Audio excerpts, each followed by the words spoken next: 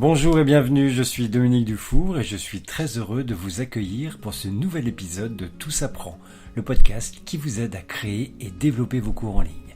Cette semaine, je reçois Nicolas Chonu. Nicolas, c'est le boss de tuto.com. Vous connaissez tous forcément tuto.com. Plateforme francophone, plateforme indépendante et plateforme qui tient la dragée haute au mastodonte américain. Tuto.com, c'est 1 million d'apprenants depuis sa création en novembre 2009. C'est 18 millions de cours vendus. Bref, c'est une belle réussite. Et avec Nicolas, nous allons retracer l'histoire de tuto.com, de ses origines à son positionnement, son modèle économique, ses fonctionnalités, les nouveautés qui arrivent sur la plateforme, mais également de l'impact qu'a eu la crise sanitaire sur tuto.com, mais également sur la formation en général. Allez, c'est parti. Nicolas, merci à toi d'être là avec nous aujourd'hui. Alors, tuto.com, qu'est-ce que c'est? Alors, tuto.com, ça a commencé en 2009, novembre 2009.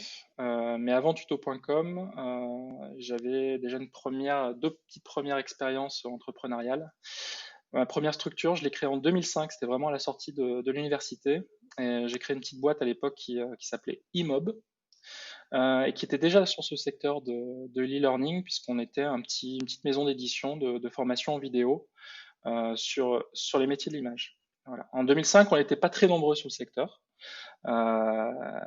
et c'était pas encore très commun d'apprendre avec la vidéo. Il y avait encore beaucoup de formations en vidéo qui se vendaient à l'époque encore en DVD dans les réseaux de distribution traditionnels, donc les linéaires de grande surface, ce genre de choses. Et nous, on a fait le pari en 2005 de lancer une petite plateforme donc spécialisée avec des cours uniquement en vidéo. Et ça a bien marché. Voilà, ça a bien marché. Et ensuite, mon deuxième projet, ça avait rien à voir avec le e-learning, c'était dans le monde de l'emailing avec une structure que j'ai confondée avec d'autres associés. Un produit qui est connu maintenant aujourd'hui sur le marché français, même un peu ailleurs, qui s'appelle Mailjet, et qui est un outil qui permet de créer des newsletters, faire de l'email transactionnel, etc. Et donc Tuto, mon troisième projet. Et donc tuto justement, est-ce que c'est simplement parce que tu es revenu à tes premiers amours avec Imob ou parce que le marché, parce que moi effectivement, moi je suis journaliste à la base et 2004-2005, je travaillais aussi dans l'e-learning et effectivement c'était Oui, super tôt quoi en fait, tu vois, les boîtes n'avaient pas compris, c'était souvent du flash, tu sais, pour de la formation à distance, mais à toi c'était des trucs ou des CD, bah justement voilà, des CD n'importe quoi, quoi. Et c'est pour ça après que je me suis un peu détourné de tout ça. Et puis là, j'y reviens parce que je pense que oui, c'est génial, tu vois. Est-ce que c'était oui. justement tuto un petit peu parce que le marché était mûr pour relancer finalement sous une autre forme? Alors, le marché, effectivement, commençait à être mature, mais le e-learning, c'est quand même resté pas mal d'années encore, même après la création de Tuto, l'arlésienne du web. C'est-à-dire que côté entreprise, en tout cas, on en parlait beaucoup, mais il y en avait peu qui s'étaient lancés dedans, où ça restait encore un peu gadget. C'est vrai qu'il y a des formats qui étaient un peu lourds, qui coûtaient très très cher à produire. Mais le tuto, en fait, on l'a lancé parce qu'on s'est dit que le modèle de place de marché adapté à la formation, c'était quelque chose qui avait du sens et de l'avenir, justement parce qu'on était passé par, en tout cas sur ma première boîte, sur le modèle de l'édition traditionnelle. Et en fait, avec la place de marché, j'estime en tout cas qu'on donnait beaucoup plus de liberté aux formateurs.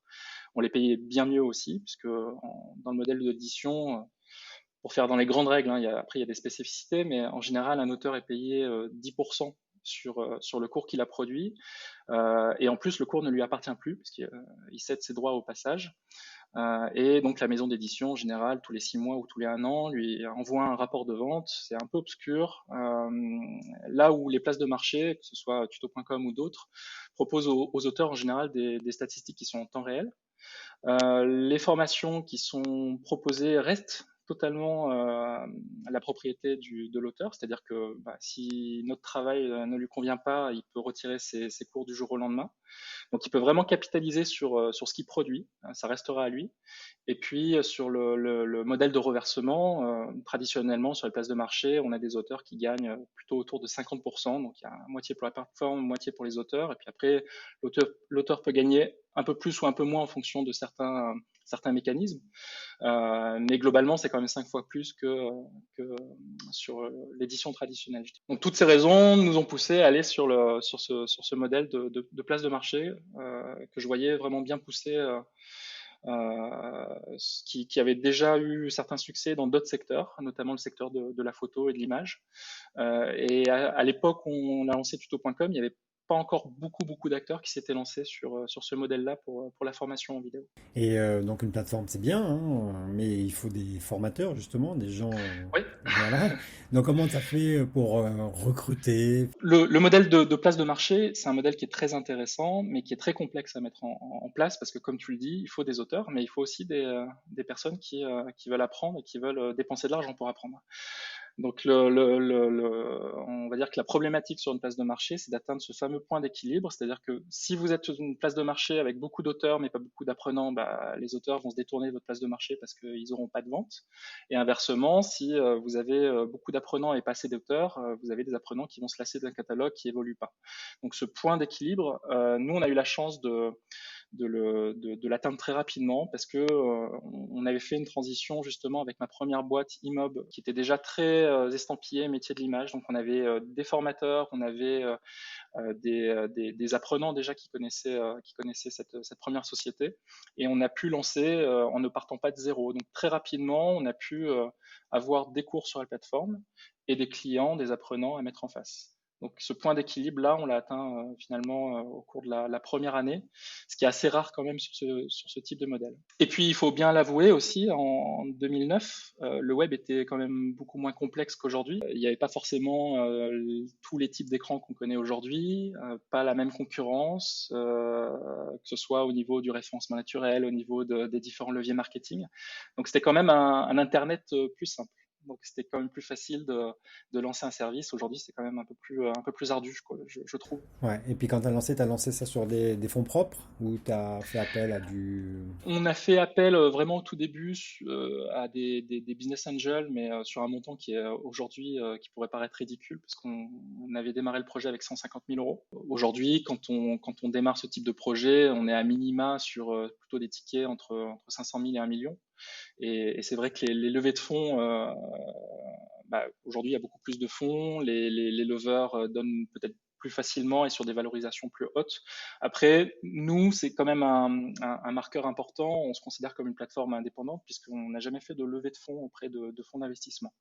Donc, on a vraiment gardé notre indépendance et ce qui nous a permis cette indépendance, c'est justement qu'on a atteint notre point d'équilibre assez rapidement. Donc, on n'a pas eu besoin de fonds pour nous développer.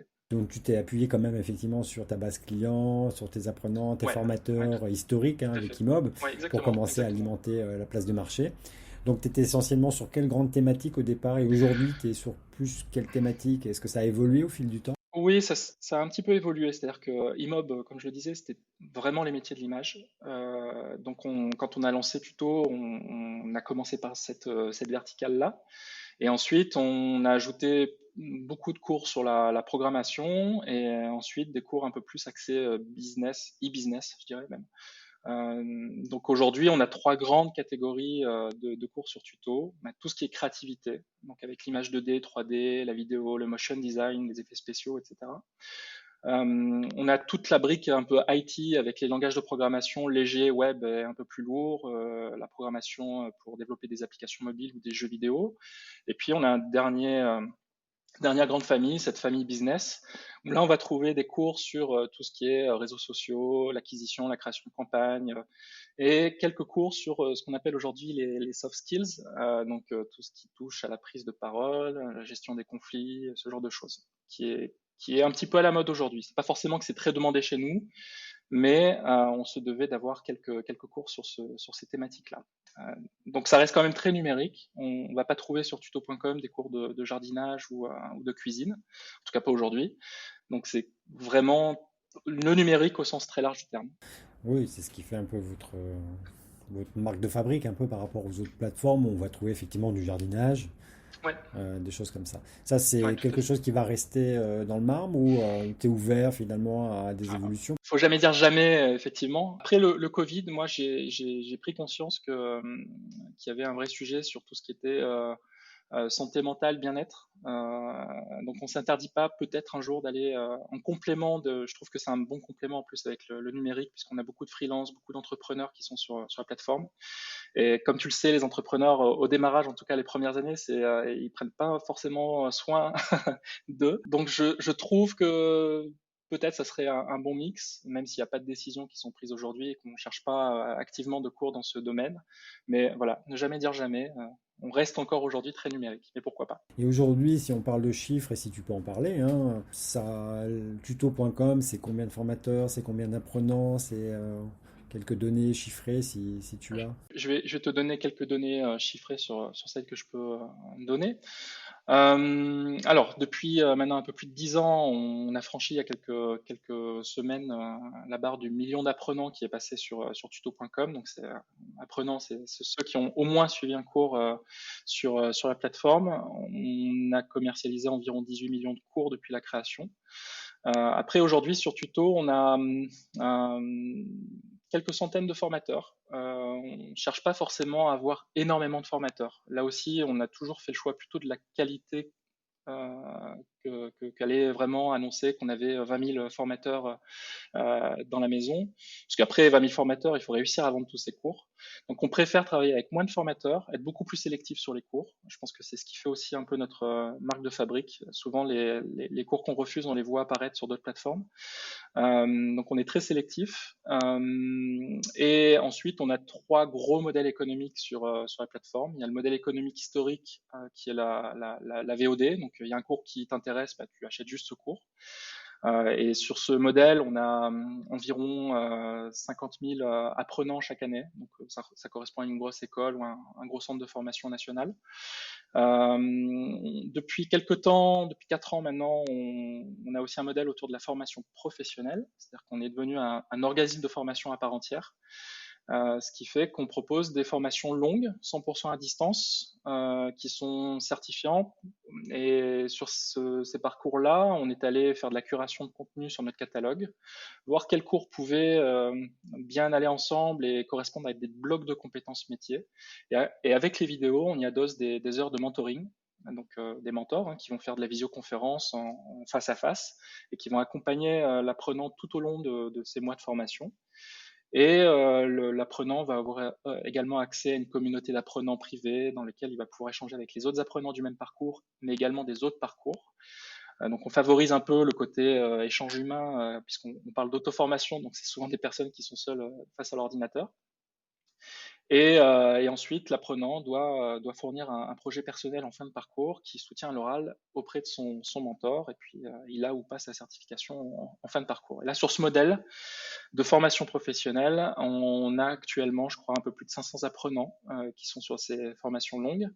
Ce sont des formations qui sont bien entendu plus chères, puisque en général, le panier moyen chez nous, ce sont des formations qui sont entre une trentaine, une cinquantaine d'euros. Sur les parcours de formation, on est plutôt autour de 1800, 2500 euros. Et c'est dans la très grande majorité des cas des formations qui sont prises en charge sur des budgets de formation.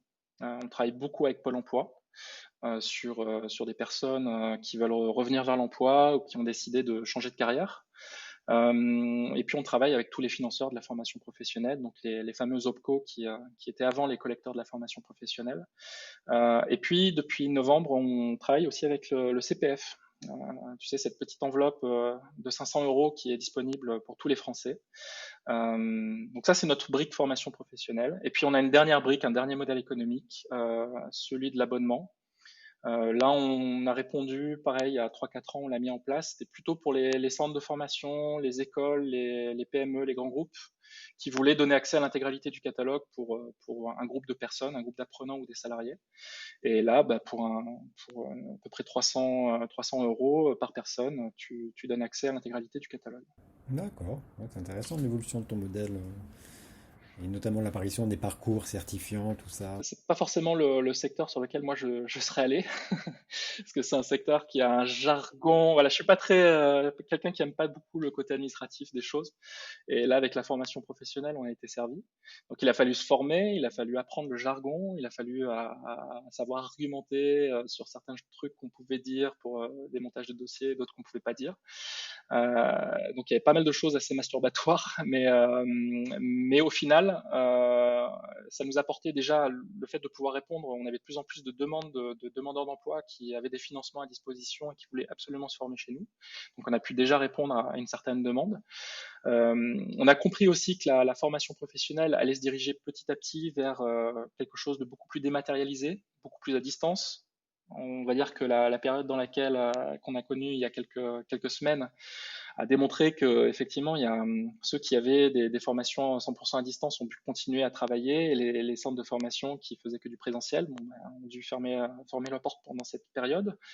Et je pense qu'il va y avoir un avant, un après chez les acteurs traditionnels à ce niveau-là. Donc, je considère qu'on est plutôt bien positionné en tant que plateforme pour la formation professionnelle, pour ce qu'il faut être et faire en tant que plateforme aujourd'hui, en tout cas sur notre spécialité qui est les métiers du numérique. En plus, c'est facile et naturel d'apprendre à distance. C'est pas forcément le cas de tous les métiers. En tout cas, le numérique s'y prête bien. Alors sinon sur la plateforme en elle-même, donc là tu nous as décrit les trois piliers du modèle économique, un peu l'historique, l'aventure tuto.com. Est-ce qu'il y a Mhm. des nouveautés que tu envisages, enfin bon peut-être sans tout révéler, mais peut-être des nouvelles orientations en termes de fonctionnalités, en termes de, je sais pas, est-ce que vous avez des nouveaux projets Alors, il y a pas d'orientation véritablement tracée, en tout cas de grands virages. Nous, aujourd'hui, nos trois piliers de modèle économique sont stables, enfin, ils fonctionnent très bien et ils sont très complémentaires. Donc, nous, notre logique, c'est d'augmenter le nombre de parcours professionnels de formation longue. Ça, c'est un premier axe qu'on développe très fortement. On continue toujours à ajouter des cours, bien entendu, au quotidien. Je pense qu'on est une des plateformes les plus prolifiques là pour le coup, même si c'est pas la quantité qu'on cherche, mais force est de constater qu'on a quand même une plateforme sur laquelle on a des nouveautés très régulièrement. En moyenne, on est plutôt autour d'une quinzaine de nouvelles formations chaque semaine ajoutées. Alors quand je dis formation, ça peut être des formations courtes, des formations très longues. Justement, cette liberté qu'on donne aux auteurs se ressent aussi dans les formats qui sont proposés sur tuto.com. Donc c'est de continuer à proposer des cours de qualité. On a sorti pendant le Covid un programme un peu nouveau, c'est-à-dire que on a toujours considéré que notre rôle, nous, c'était pas de réaliser des formations vidéo, on laissait les auteurs le faire. Par contre, on s'aperçoit qu'il y a des thématiques qui sont un peu compliquées à avoir, même dans le numérique. Et afin de motiver un peu certains auteurs ou d'aller chercher des auteurs avec lesquels on n'a pas l'habitude de travailler, on a lancé un programme qui nous permet d'investir dans le contenu, c'est-à-dire d'initier le projet plus exactement. C'est-à-dire que on se positionne sur des formations qu'on n'a réellement pas au catalogue et qu'on n'arrive pas à avoir, et on va chercher un auteur en lui disant bon ben on va prendre en charge le temps de préparation et le temps d'enregistrement de ta formation. Donc c'est un forfait de départ qu'on va lui attribuer, qui sera négocié avec l'auteur. Et ensuite, dès que la formation est mise en ligne, on retourne sur le modèle très traditionnel. Sauf que l'auteur garde l'entièreté des droits de la formation. C'est vraiment, ça nous permet d'aller chercher du contenu qu'on n'a pas. On a commencé pendant la période du Covid. On a publié comme ça, je crois, trois formations sur ce modèle. Et moi, c'est quelque chose que j'aime bien parce que c'est vrai que pour un auteur, enregistrer une formation, c'est toujours, c'est lui qui prend le risque d'investissement et du temps passé à l'enregistrement.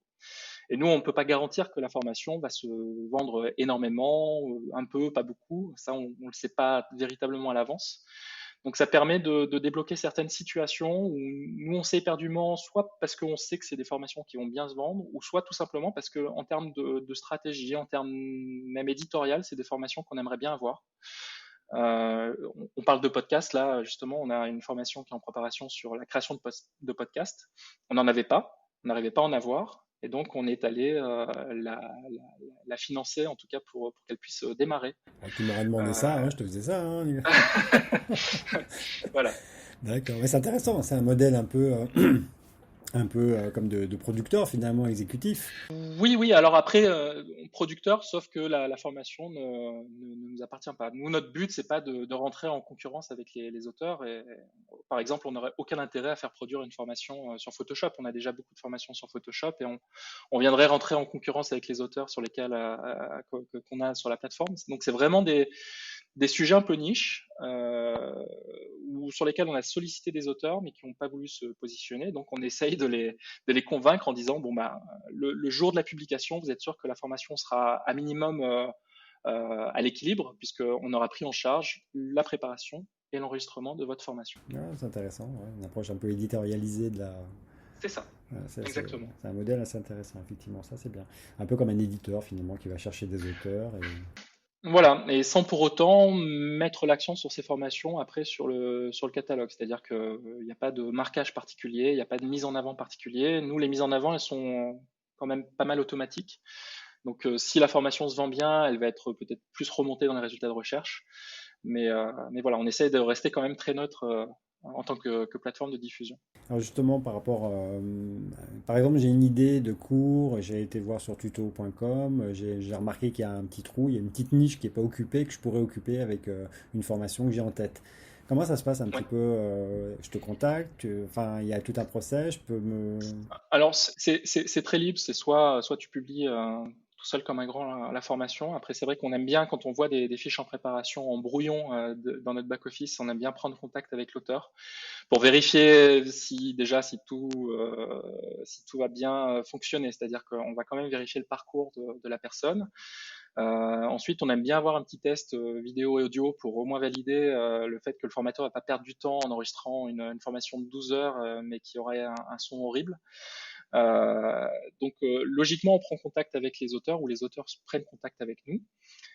S'ils ne nous connaissent pas, on présente la plateforme, on présente les différents taux de reversement qui existent sur la plateforme. On ne fait pas de fausses promesses. On essaye de rester très humble en disant bon, si c'est vraiment niche, on va prévenir que c'est peut-être un sujet qui va pas très bien fonctionner, que nous on fera tous nos efforts pour le faire fonctionner en faisant de l'acquisition payante, etc. Mais on n'apporte pas de garantie. Et justement, avec ce nouveau programme qu'on a mis en place, si c'est vraiment un sujet qui nous semble très intéressant et duquel on était passé à côté. À ce moment-là, on va même peut-être proposer justement de passer sur le modèle que je t'ai expliqué en disant bon bah c'est peut-être un peu risqué de se positionner seul, donc on va investir en tout cas sur le lancement. Et puis ensuite, l'auteur, il est autonome, c'est-à-dire qu'il va, comme sur les autres plateformes, uploader ses vidéos, créer sa fiche produit, choisir son prix. La fixation de prix chez nous est libre. Ça peut être gratuit, ça peut être des cours qui peuvent valoir plusieurs centaines d'euros. On a juste un petit droit de conseil, c'est-à-dire que si un auteur arrive avec une vidéo de 10 minutes mais qui veut la vendre 300 euros, on va déjà essayer de comprendre si c'est une astuce qui fait vraiment gagner du temps et du coup qui serait quand même rentable malgré tout pour celui qui la visionne. Mais voilà, le dernier mot est quand même celui de l'auteur. Et puis ensuite, le rythme de publication est libre. On a des auteurs qui publient chaque semaine, on a des auteurs qui publient une fois par mois, on a des auteurs qui publient une fois chaque année. Euh, c'est totalement libre. D'accord, ouais, mais c'est intéressant pour ce modèle pour l'auteur en plus, parce qu'il y a un côté sécurisant finalement, parce que vous êtes là. Oui, Et puis, il y a un côté aussi, tu te mets de la pression, quoi, parce que tu dois livrer maintenant. c'est Tu vois ça. ce que je veux dire? Parce que des fois, tu as des cours, tu les commences, tu les finis jamais, enfin, parce que, bon, bah, parce que tu as du boulot par ailleurs, si tu es freelance et tout ça. Là, tu as une obligation un peu, voilà, bon, bah, effectivement, l'équipe de tuto est derrière moi, euh, faut que j'y aille, quoi. C'est peut-être comme ça que certains formateurs le ressentent. Après, nous, même si un auteur va mettre 6 mois pour faire une formation, sauf si c'est une formation qu'on a commandée sur le format où on a investi dans le début, on va peut-être effectivement se mettre d'accord sur un calendrier, mais sur le modèle traditionnel, ça nous arrive d'ailleurs d'avoir des fiches en brouillon qui restent plusieurs mois en brouillon. On voit parfois des vidéos se rajouter au fil du temps, mais c'est vrai qu'on travaille avec beaucoup d'indépendants et les indépendants ont quand même aussi d'autres occupations dans leur quotidien. Voilà, on essaye juste d'être disponible quand le formateur en a besoin. Alors sinon, et ça sera peut-être nos dernières questions, donc le monde du cours en ligne, des plateformes qui se créent à droite à gauche, etc. Comment avec le recul, hein, parce que tu as plus de Mhm. une bonne quinzaine d'années d'expérience, même s'il y a une petite expérience de mailing entre les deux, euh, Ouais, une belle réussite d'ailleurs, Medjet, c'est bien. Ouais, c'est devenu un beau produit, ouais. Ouais, c'est vrai. Ouais, ouais, c'est bien. Et bon, quel est ton regard un petit peu justement sur tout ça, sur ces effervescences? J'ai l'impression que ça bouge de partout, que tout Oui. le monde veut faire des cours en ligne. Comment tu analyses un petit peu tout ça? Je pense que le Covid aura terminé d'accélérer un petit peu beaucoup de choses, mais surtout, comme je le disais, au niveau des acteurs traditionnels qui se sont pris sans doute pour la plupart une sacrée douche froide et qui ont un peu loupé ce virage-là pour un bon nombre d'entre eux, mais qui vont vite le rattraper puisque en général, ce sont des structures qui ont les moyens de mettre les choses en place et qui ont quand même se sont mis quand même à faire de la transformation digitale, pas forcément sur les formations et les modèles de formation à distance, mais sur leur propre organisation en interne. Mais oui, il y a de plus en plus d'acteurs. Moi, le marché, je le vois déjà continuer à se développer. Je pense que l'avenir, il est vraiment sur un modèle un peu hybride en ligne, un peu comme on le propose aujourd'hui au travers de nos parcours, c'est-à-dire sur la formation. En tout cas, je crois beaucoup au mix formation en vidéo sur lesquels tu es autonome et sur lesquels voilà, tu vas voir un peu les bases théoriques du logiciel ou du langage de programmation.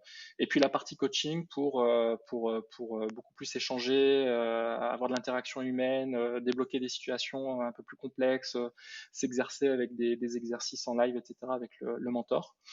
Nous, on s'aperçoit que ça marche très très bien. On se posait la question d'ailleurs quand on a commencé à faire de la formation professionnelle, savoir si on allait réussir à recréer ce lien à distance. Et force est de constater que ça fonctionne bien, le lien fonctionne très très bien avec le mentor et le mentor avec l'apprenant, et qu'il y a une vraie dynamique de groupe avec ces histoires de communauté privée. Peu importe l'outil que tu utilises d'ailleurs, il y a plein d'outils pour faire ça. Nous, on utilise Slack, mais ça aurait pu être Teams, ça aurait pu être le produit de Facebook, peu importe. Mais en tout cas, c'est des choses qui réussissent à créer en tout cas cette interaction qu'on pouvait avoir en formation traditionnelle avec un groupe d'apprenants sur une semaine ou plusieurs mois. Donc, je vois vraiment le marché aller dans cette direction distancielle, humaine. C'est pas contradictoire, au contraire. Tu as raison, il y a un besoin, effectivement. Certaines formations se justifient, tu vois, d'être en mode auto-formation, seul derrière Oui, ton.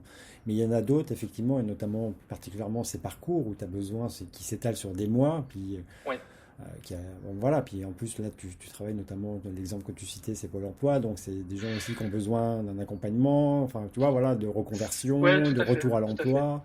Il y a aussi une population qui s'y prête bien, mais de façon globale, c'est vrai que même, enfin, tu vois, moi j'ai étudié un peu comme ça aussi, tu vois, avec beaucoup de formations libres, disons, mais derrière, tu avais aussi du social learning avec un groupe, tu retrouvais les élèves, tu échangeais, tu avais le prof qui était là, et c'est vrai que cette dynamique que tu peux avoir et vivre dans une salle de classe ou de formation, tu peux la recréer, enfin, avec d'autres codes, mais tu arrives Oui, quand même à tout à fait. retrouver tu vois, la sensation d'être avec un groupe, et c'est ça qui est assez bluffant finalement. Puis c'est totalement grisant pour nous parce que historiquement, on était sur ce fameux modèle de VOD où on avait des apprenants qui faisaient l'acquisition d'une formation, qui faisaient leur formation dans un coin, et puis finalement, ils laissaient une note sur le cours, mais on n'avait pas plus de nouvelles que ça. Alors que la formation professionnelle qui est en train de se complexifier en termes de procédures, processus à mettre en termes de procédures qualité, j'entends, avec tout ce qui est Datadoc, Calliope, qui sont des nouvelles normes qui sont rendues obligatoires pour les organismes de formation. Ça nous oblige à récolter des informations d'impact. Même si c'était déjà le cas avant, on le voit beaucoup plus aujourd'hui au travers de la formation professionnelle parce qu'on est obligé de mener des enquêtes de satisfaction, des enquêtes d'impact et on se rend compte qu'on est vraiment utile. Et ça nous donne du sens au quotidien. Et c'est peut-être aussi pour ça que même après 10 ans en tant qu'entrepreneur, je suis toujours aussi motivé, même voire plus motivé qu'avant. C'est parce que toute l'équipe a la sensation, c'est un fait, on a de l'impact sur des gens, comme tu le disais, chez Pôle emploi, qui essayent de revenir à l'emploi, ou des personnes qui ont totalement envie de changer de vie.